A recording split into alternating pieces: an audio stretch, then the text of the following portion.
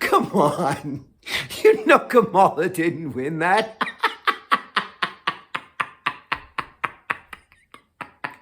Get a job, be a slave, pay your taxes, what the fuck?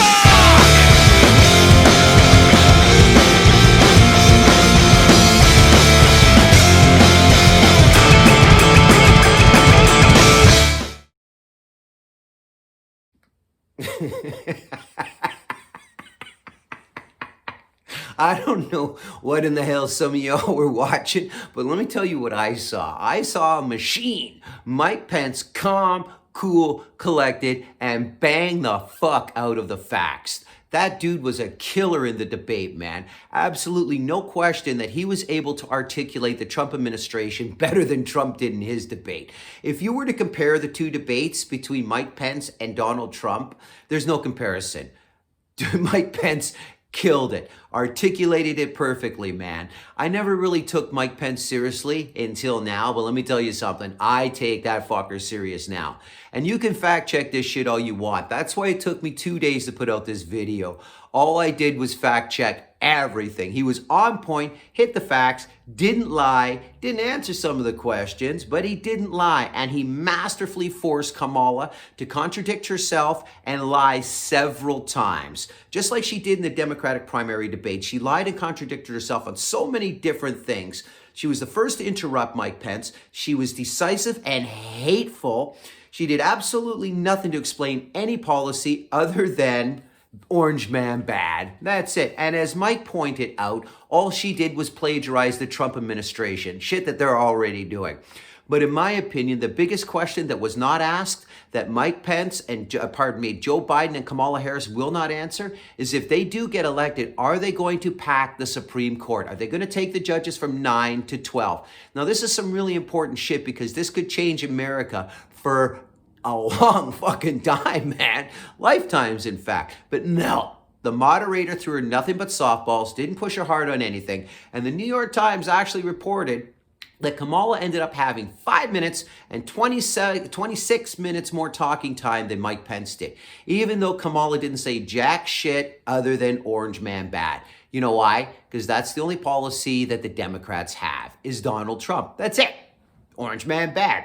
And in my opinion, even with the help of the moderator, Machine Mike Pence absolutely decimated Kamala Harris in this debate.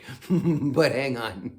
The true unsung hero of this debate was Freddy the fucking Fly. I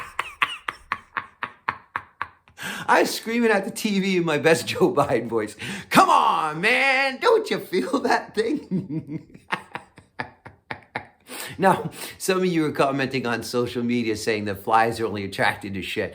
I would like to point you to the 2015 NATO summit where that fly kept dive bombing Obama. But yeah, Freddy the fucking Fly, man. That was fucking crazy. I'm like, come on, Mike, did you not even feel that fucking thing? Was the hairspray so thick that that fly almost died? It was like a fucking fly trap. Just imagine what Kamala was thinking, eh?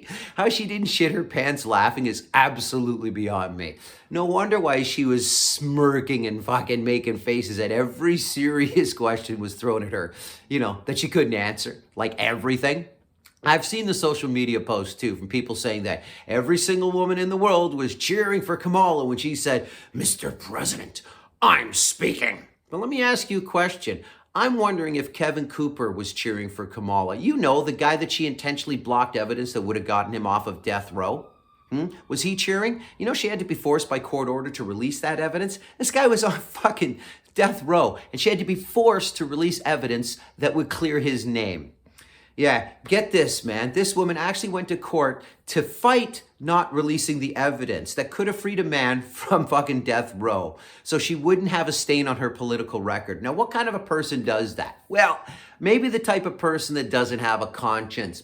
Hello, world. Meet Kamala Harris. And what about the hundreds of predominantly black men that she intentionally kept in jail longer than they were supposed to for free labor? This is Kamala Harris fighting for racial harmony. Or how about the thousands of drug charges that her office was investigated for for blatantly disregarding the Brady Act, as well as criminal mishandling of the evidence. She and her team fucked up so bad that thousands of charges were dropped on these men. Again, a very, very large percentage of these men were black, and they were released from jail after already serving years behind bars for her deliberate intent. Do you think that they were cheering for Kamala? And I wonder how that woman that Jacob Blake sexually assaulted felt when she heard her molester being called a hero by Kamala Harris. Do you think that she cheered for Kamala? And how do you think that this woman felt seeing the NFL wear her assaulter's name, Jacob Blake, on their helmets like he was a hero? I'm pretty sure that she wasn't cheering then either. Oh, and by the way, when Kamala Harris said, Mr. Vice President, I'm speaking, she was already over her time by 7 seconds. And then this biased mediator gave her an additional 15 seconds. So tell me that that wasn't a little screwed to the left as usual. Or how about the time that Kamala Harris went on the Breakfast Club radio show and bragged about smoking weed and listening to Tupac before he even released any music, by the way. Yeah, Kamala fucking Harris. And then a few minutes later, she's laughing her ass off about prosecuting people for, get this, smoking weed. What a fucking bitch. And then in the debate, she does exactly what she always does. She says that Trump is responsible for 200,000 deaths for the way that he handled the Chinese virus. And when asked what she would have done differently to handle it, she said, contact testing and tracing. That's exactly what's happening right now. The Democrats seem to be very good at leveraging dead people and plagiarism. And you want to know why they call it the Chinese virus? Because it was made in China. For fuck's sakes. Then she has the nerve to say that Trump and Mike Pence didn't do enough fast enough. Hey, you remember back at the time in March when Trump stopped all the flights coming from China, and then Biden, Kamala, AOC, Nancy Pelosi, Chuck fuck Schumer, and all the Democrats called him a xenophobe for doing it? Yeah, that really happened. And then she brings up that time that Trump called M13 animals. Not the Mexican people. Watch the full video, guys. Come on. Then she tries to leverage that edited clip from Charlottesville again. That's been completely debunked, where Trump said that there were very fine people on both sides. At the same time, just before he said that, he disavowed white supremacy in every single form. Seriously, guys, you can see all these videos in the full context on YouTube. Do yourself a favor. Stop drinking the fucking Kool-Aid. Don't fall for this shit. She even spewed out that debunked lie that Trump called the armed forces losers. I mean, come on. These are all easily verified hoaxes if you spend more than 5 minutes actually researching them. And every single thing that I have pointed out or will point out in this video is very easily verified on YouTube, coming right out of Trump and the Democrats' mouths. I mean, come on. Don't fucking kid yourself. Oh, and by the way, Kamala, 99% of the world knows what a bounty on your head means, but thank you for being so fucking condescending. Look, Kamala Harris is not a hero, and you are not a hero for cheering this pandering, cold-blooded jackass on. Following this narrative makes you a low-information decision maker. Don't fall for the lies that come out of this woman's mouth. She co-sponsored the Green New Deal in the Senate, yet in the debate she says she does not support the Green New Deal. But if you look on the Biden-Harris website, it clearly states that they do agree, support, and will initiate the Green New Deal. And then she lied that she wouldn't have to raise your fucking taxes up to pay for it. Blatant fucking lies from her own mouth. Come on. It's fucking hilarious. Kamala and Joe Biden say that they have absolutely no interest in banning fracking, but both have said that they would several times in town halls and in interviews. She says she believes in law enforcement, yet clearly vilifies every single cop that's out there every day keeping us safe while encouraging these violent BLM protests. At this point, there's like 20 deaths, man, in pursuit of racial harmony for George Floyd. Racial harmony in George Floyd has already killed 20 fucking people. And how many of them are actual murders? A very high percentage. And I can actually see that smirk of hers as she's looking out the window at night and sees the world burning. Just imagine that. You can picture it too. I see it. You're doing that smirk right now.